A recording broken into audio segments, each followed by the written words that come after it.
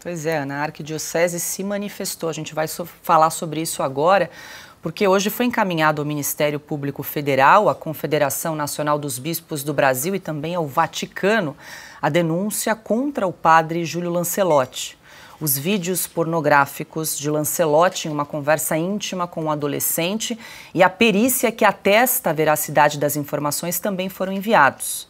Já a Arquidiocese de São Paulo blindou Júlio Lancelotti e decidiu arquivar a denúncia. Em nota publicada nesta terça-feira, a entidade afirma que analisou o vídeo enviado pela Câmara Municipal e diz não ter, abre aspas, convicção suficiente sobre a materialidade da denúncia, fecha aspas. E a gente segue nesse assunto. O nosso contato agora é com o autor do pedido de instalação da CPI das ONGs no centro de São Paulo, o vereador Rubinho Nunes. É hora de entrevista aqui em Oeste Sem Filtro.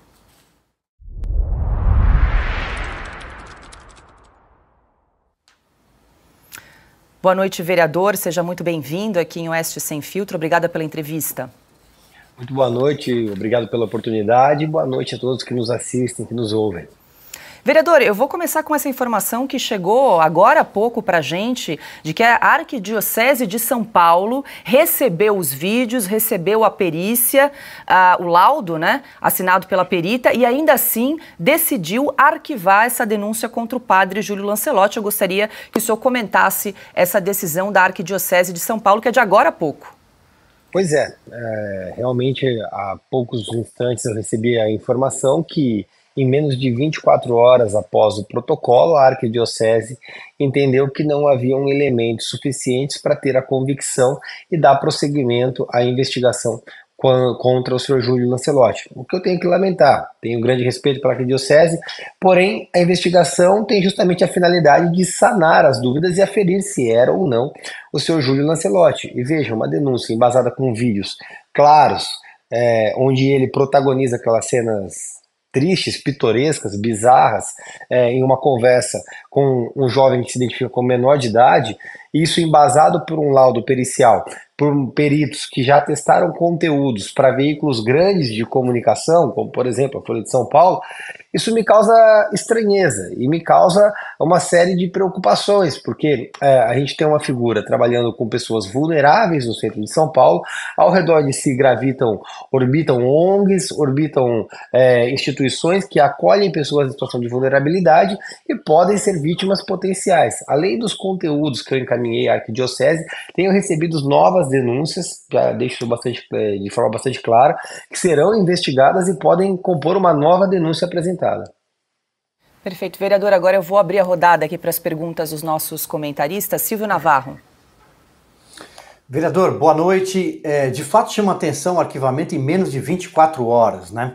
Mas eu queria fazer uma pergunta focada na questão da CPI que o senhor está propondo na Câmara Municipal e a região da Cracolândia, onde algumas ONGs atuam, é um problema que se arrasta há muito tempo e todo paulistano quer uma solução para a Cracolândia, seja do ponto de vista de segurança pública, seja do ponto de vista de saúde, tirar aquelas pessoas daquela situação de vulnerabilidade. Qual é o escopo da CPI? Ela vai funcionar? O senhor tem uma garantia do presidente da Casa, Milton Leite, por exemplo, de que será instalada, de que vai funcionar efetivamente? Bom, boa noite, Silvio. Hoje a CPI tem um corpo capaz de sustentar a instalação. Nós precisamos de 28 vereadores e já temos esse número de apoiamento. O presidente Milton Leite tem dado bastante respaldo para a instalação da CPI. O objetivo dela é investigar as ONGs que atuam na região central de São Paulo. E aqui eu quero deixar de forma bastante clara. Essas ONGs, elas recebem dinheiro público, elas trabalham em parceria com o poder público e elas se valem das pessoas em situação de miserabilidade para continuar existindo e continuar lucrando. É uma conta reta. Enquanto houver miséria, e eles continuam recebendo quantias significativas de dinheiro. Apenas uma ONG aponta ali que recebeu 42 milhões no ano passado. A pasta da Smiles, ela recebe ali mais de 1 bi por ano. E a gente vê que o resultado em diminuir as pessoas em situação de miséria, em retirar as pessoas da rua, tem sido completamente desastroso. Hoje, 1 em cada 4 pessoas em situação de rua no Brasil Brasil, reside em São Paulo, está na Cracolândia em São Paulo. Isso, por muito, é resultado da política de braços abertos, aquela bolsa crack criada pelo Fernando Haddad, que se arrastou e contribuiu para o crescimento da Cracolândia. Porém, essas ONGs, elas atuam de forma descoordenada, recebem dinheiro, não há controle sobre a quantidade de marmitas que são distribuídas, a forma que essas marmitas são distribuídas, não há um acolhimento das pessoas, ou uma criação de um ambiente digno para que elas possam se alimentar. As pessoas se alimentam na sarjeta, em meio a ratos, baratas. As ONGs, elas apontam a quantidade de marmitas distribuídas, mas não há controle, ou seja, uma ONG pode muito bem apontar que distribuiu 700 marmitas, ter distribuído 100 e as outras 600 evaporou e não há ligação, não há prestação de contas de para onde isso vai. São denúncias de ligação político-partidária dessas ONGs, de contratação de pessoas ligadas a políticos por essas ONGs, e tudo isso tem que ser averiguado e investigado na CPI. Afinal de contas, o interesse deles, aparentemente, é manter a miséria, manter o caos no centro de São Paulo para continuar auferindo receita. Piotr? Vereador, boa noite ao senhor, seja bem-vindo uma vez mais. Eu vou voltar à questão desse vídeo aí, que tem agora uma nova perícia, nós ouvimos a perita ontem aqui no programa. Esse vídeo foi apresentado aos demais vereadores pelo presidente da Câmara, além de ser levado à Arquidiocese, ao Vaticano, à CNBB. Os outros vereadores também tiveram acesso a esse material? Ainda não, Piotr. Isso deve ser apresentado no retorno das atividades legislativas que acontece na primeira semana de fevereiro. Porém, esse vídeo se tornou público há alguns dias e eu acredito que a grande maioria dos vereadores tenha tido acesso porque estão ligados nas redes sociais. É um assunto que tomou conta da política de São Paulo, da Câmara de São Paulo nos últimos dias, dada a grande repercussão gerada após o protocolo da CPI. Então, eu acredito que não haja segredo para ninguém. Eu tornei os vídeos oficialmente protocolados na Câmara através de um ofício encaminhado à presidência, junto do laudo pericial e do conteúdo dos vídeos. Então hoje isso não é segredo para nenhum colega parlamentar. Pois é, só aproveitando o gancho aqui da pergunta do Piotr, vereador, esse é um vídeo de 2019, não é novo, né? Só para a gente entender a cronologia, o senhor sugeriu a instalação da CPI das ONGs na Câmara em dezembro passado. E aí, na sequência, o senhor recebeu esse vídeo com a denúncia do padre? Como é que foi isso? Exatamente, após o protocolo da CPI eu recebi o conteúdo do vídeo e solicitei a peritagem dele para que aferisse a veracidade. Recebi outros conteúdos também, alguns restaram inconclusivos, então eu descartei os conteúdos, este veio como conclusivo e dei prosseguimento. Tem outros conteúdos que chegaram recentemente, nos últimos 2 ou 3 dias, que estão em processo de peritagem também, que vindo conclusivos poderão vir a público. A questão é que o vídeo sendo de 2019 ou de 2023, o ato ilícito e a imoralidade está praticada, está comprovado através de um vídeo, uma imagem materializada em um local que parece a casa paroquial. Então isso, para mim, na minha leitura, tem elemento suficiente para a instalação de um inquérito por parte do Ministério Público e, como cristão, também vejo elementos para apuração pela igreja sobre a conduta do padre, uma vez que ela não está de acordo com os mandamentos da igreja e das leis de Deus. Vereadora Ana Paula Henkel também tem uma pergunta. Boa noite, vereador. Obrigada pela entrevista. Eu quero fazer 2 perguntas, na verdade. Muitos agora estão questionando a qualidade técnica, né, dos peritos. Primeira pergunta, o senhor considera uma perícia fora do Brasil, por exemplo, porque muitos consideram os peritos fazem parte de um lado do espectro político, então a qualidade dos peritos não é uma qualidade que não atende a um caso tão grave. Primeira pergunta, se o senhor considera uma perícia fora do Brasil. E o senhor disse, né, que essas ONGs elas querem manter o caos e a miséria. E dentro desse contexto que vocês testemunham, né, dos drogados, da Cracolândia, queria saber a opinião do senhor, o que o senhor pensa sobre a descriminalização de drogas através do Supremo Tribunal Federal. Ana Paula, boa noite, é um grande prazer falar com você, acho que é a primeira vez que a gente conversa, então Quero constar aqui que sou um grande admirador do seu trabalho. Realmente eu passei a considerar a realização de uma perícia no exterior. Então, eu tenho procurado, inclusive, peritos em alguns outros países, porque no Brasil se tornou uma politização do agente que realiza o laudo. Vale lembrar que o perito que eu contratei já realizou perícias sobre conteúdos do Magno Malta, do Celso Russomano, perícias contrárias e favoráveis.